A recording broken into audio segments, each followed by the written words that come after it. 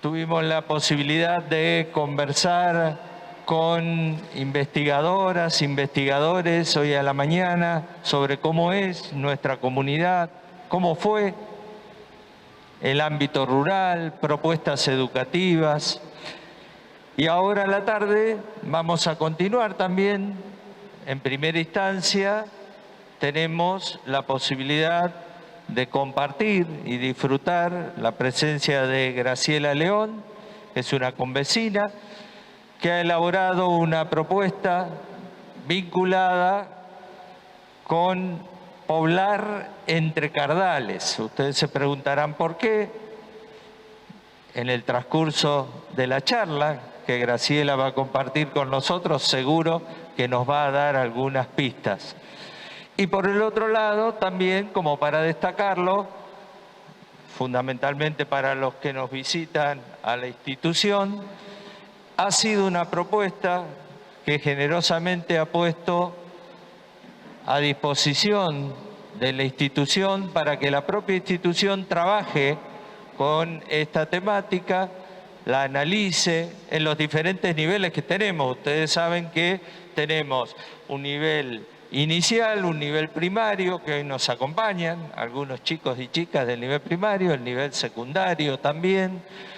Estamos algunos egresados, porque hemos cursado nuestros estudios también, en este caso, en esta escuela, y en la obra que ha realizado Graciela también ha participado el nivel superior, aquellos y aquellas que se están formando para el día de mañana poder compartir con ustedes en las diferentes aulas distintas propuestas. Educarnos y formarnos todos, porque también nosotros nos formamos. También nos acompañan convecinos, investigadores, investigadoras, en el caso también desde el área de cultura, el profesor Marcelo Ferrari, otros vecinos, vecinas, periodistas. Así que, Graciela, muchísimas gracias por compartir esta jornada y todo tuyo. Muchas gracias. En primer lugar, quiero agradecer la posibilidad de estar aquí y participar de esta jornada tan interesante, pero tan interesante que han comenzado en la mañana.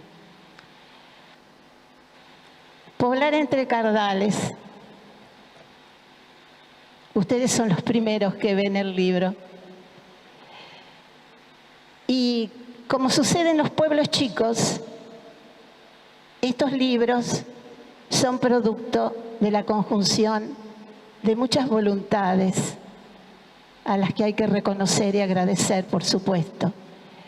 En primer lugar, a esta unidad académica, a sus directivos, a sus profesores, a Coca, a Manti, que creyeron que estos escritos podían ser de interés para los alumnos, no solamente para los de cursos superiores, sino también desde jardín de infantes hasta los profesorados.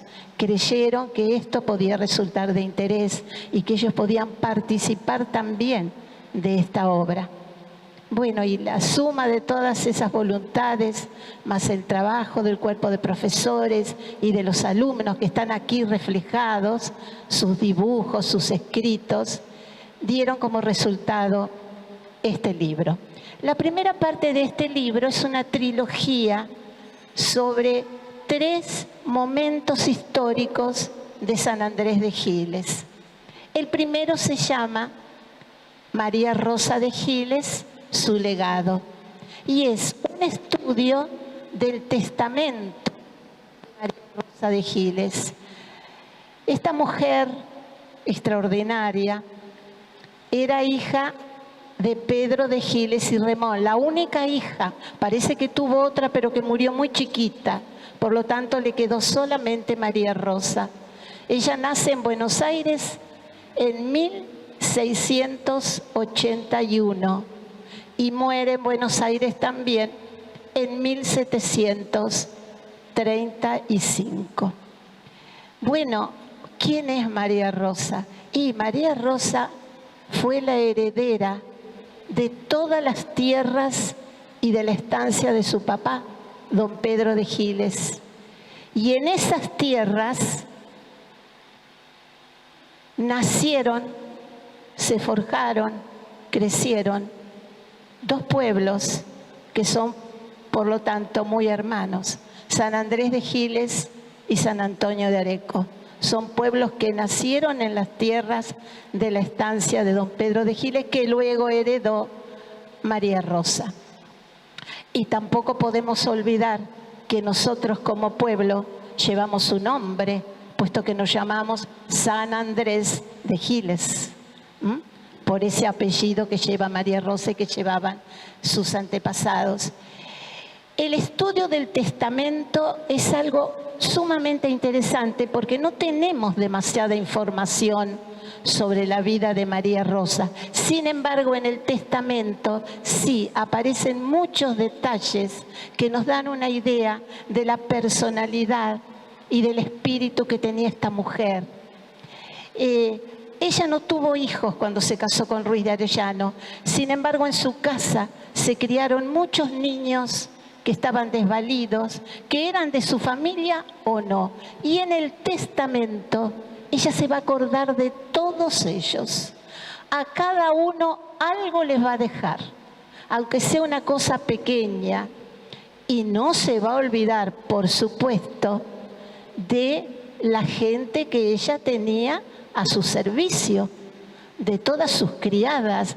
No se olvidó de ninguna y hasta tuvo en cuenta en el testamento a un negrito que era un bebé que hacía poco que había nacido, y ella, preocupada por el destino de este negrito, pone en el testamento a qué casa va a ir ese nene, dónde se va a criar. No nos olvidemos que estamos en épocas hispanas, en épocas de la colonia, por lo tanto existía la esclavitud. También María Rosa decide que 2 de sus esclavas negras recuperen la libertad.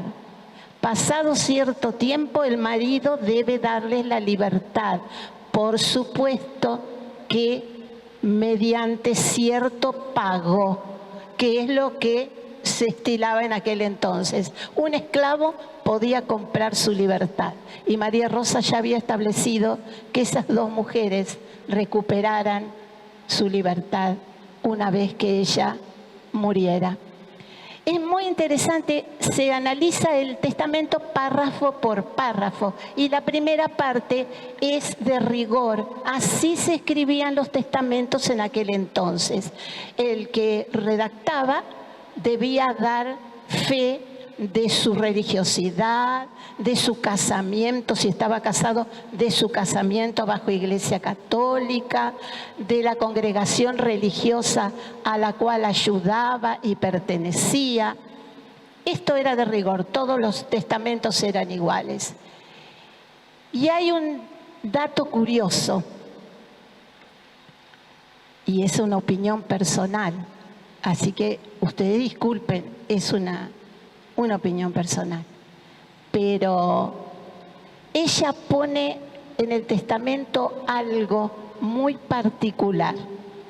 El único heredero de las tierras, de la estancia y de la fortuna es su marido, lógico, Ruiz de Arellano. Pero su marido no puede tocar nada de lo que hereda.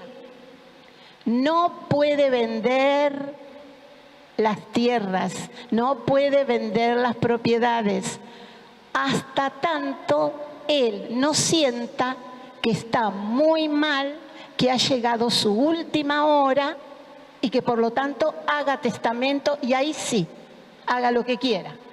Pero mientras tanto, no. ¿Y saben una cosa? ¿Quién sabe si esa cláusula del testamento no posibilitó que San Andrés de Giles surgiera como pueblo? Porque si al marido le hubiera permitido hacer lo que quería con la tierra y el marido se da por vender, vender y vender, ¿quién sabe si Giles hubiera surgido? ¿Quién sabe? Bueno, y hay un hecho muy conmovedor que sucede al final de ese capítulo, un hecho muy conmovedor, que no se los voy a decir porque prefiero que lo lean ustedes o que lo traten en clase, en fin, pero van a ver que se van a sentir muy conmovidos. Ella termina el testamento en 1833, perdón, y en 1835 muere.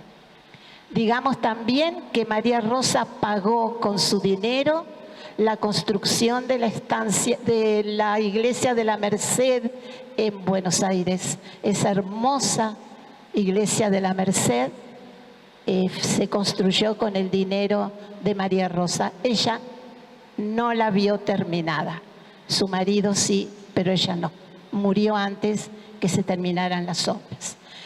La segunda parte se llama Poblar entre Cardales, que es el capítulo que le da título al libro también. Poblar entre Cardales es lo que hicieron nuestros antepasados. Poblaron entre espinas, en la soledad, en la inmensidad de la pampa, y estaban totalmente consustanciados con la tierra nuestros primeros vecinos, porque la tierra les daba todo lo que ellos necesitaban, les dio los materiales para hacerse el ranchito, les dio el pastizal que alimentaba a sus animales, le dio la farmacopea porque cuando tenían alguna dolencia, el que era conocedor iba al campo y buscaba los yuyitos que pudieran aliviarlo. Por otra parte, tenían el arroyo tan cerquita, ¿no es cierto? Lo tenemos tan cerca nosotros al arroyo, y eso no es casualidad. Eso es una forma de poblar, teniendo cercana el agua que tanto necesitaban. Así que nos imaginamos que iban y venían con los recipientes buscando agua del arroyo para su consumo diario, ¿verdad? Y si ustedes me permiten una alusión personal, les diré esto. Mi abuela paterna, doña Carmen Puyela de León, era lavandera y vivía muy cerca del arroyo. Y todos los días iba con sus chicos y unos baldecitos a buscar agua de la orilla del arroyo donde fluían manantiales de agua muy pura, porque por lo general el agua de las casas suele ser salitrosa y corta el jabón. El jabón no hace espuma porque el agua, se dice, lo corta. Entonces no hace espuma. Pero sí a orillas del arroyo que surgieron esos manantiales, que más o menos hasta 1950 todavía existían. Estos primeros vecinos fueron muy animosos, muy decididos, y de inmediato, no bien se plantó el primer horcón, ellos ya se sintieron pueblo, ya sentían que era el lugar de pertenencia. Por eso es que lucharon por tener tantas cosas como las que van a ir logrando a fuerza de tesón, de trabajo, de coraje y de golpear puertas cuando era necesario. Y el último capítulo se llama Ha llegado el señor alcalde. Miren lo que hacen los vecinos. Estamos hablando después de la primera misa.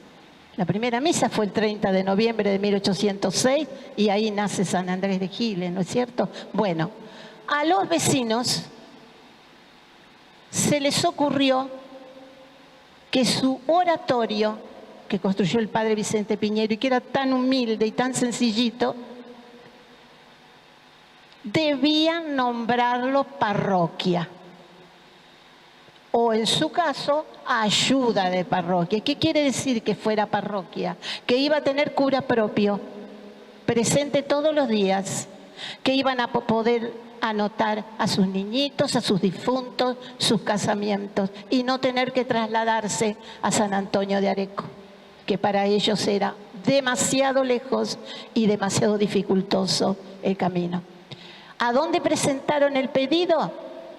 En la curia de San Antonio de Areco, que lo rechazó de plano. Les dijeron no. El oratorio no puede ser parroquia. ¿Qué hicieron los vecinos? No se desanimaron. Guardaron el proyecto para mejor ocasión y se dedicaron a otra cosa. ¿A qué? A solicitar una autoridad propia. No querían depender del alcalde de la Hermandad de San Antonio de Areco. Querían autoridad propia. Entonces, ¿qué hicieron? La nota, que seguramente la han hecho los vecinos, algún vecino que tenía instrucción, porque no todos sabían leer y escribir, hicieron la nota, el pedido, ¿y a dónde la mandaron? Al Cabildo de Luján.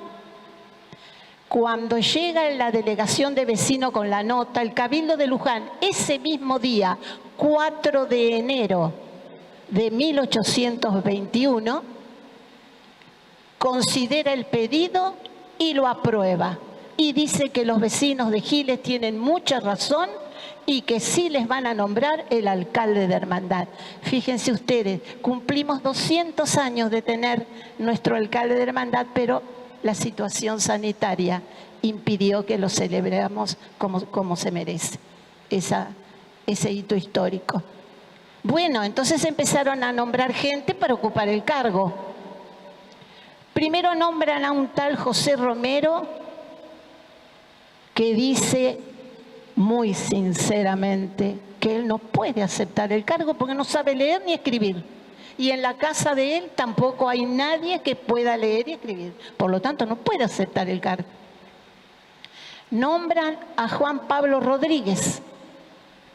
Le dice que no, porque tiene una lastimadura, una llaga en el pie que casi le impide caminar.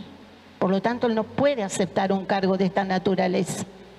Nombran a José Damaso Flores, dice que no, que ya lo asaltaron 3 veces, por lo tanto se tiene que quedar en la casa, cuidar sus bienes, porque vivía en el campo, a 1 legua de lo que ahora es el centro de Giles. Al fin nombra a don Carlos Casco, sí, y Carlos Casco en marzo de 1821 acepta el cargo y tenemos alcalde de hermandad. ¿Qué hacía el alcalde de hermandad en un pueblito? Velaba por el orden, porque los vecinos estuviesen bien, que no hubiera mayores dificultades. Si surgía algún problema de peleas y esas cosas que nunca faltan, el alcalde de hermandad lo arreglaba. Y arreglaba también cuestiones económicas, siempre y cuando no fueran de mucho valor. Porque si se estaba hablando de mucho dinero, el alcalde no lo resolvía el Cabildo de Luján. Esos son los 3 temas de que trata la primera parte del libro. Y luego viene el trabajo notable que han hecho ustedes con sus maestros, con sus profesores. El trabajo basado en el desarrollo de estos 3 temas dio lugar desde jardín de infantes, primaria, secundaria y los profesorados a una gran cantidad de trabajos muy valiosos, dibujos, proyectos de estudio, proyectos de investigación, todo eso contenido en esto que se llama Poblar entre Cardales. El dibujo de tapa y contratapa y los dibujos que anteceden a cada capítulo han sido realizados por la profesora Cecilia González Ram, con participación del profesor Marcelo Larroque. Hay un prólogo escrito por la profesora María Inés Amanti. Y bueno, y acá está los cardos, las primeras flores, junto con las florcitas del campo que nuestros vecinos han visto y han disfrutado, ¿no?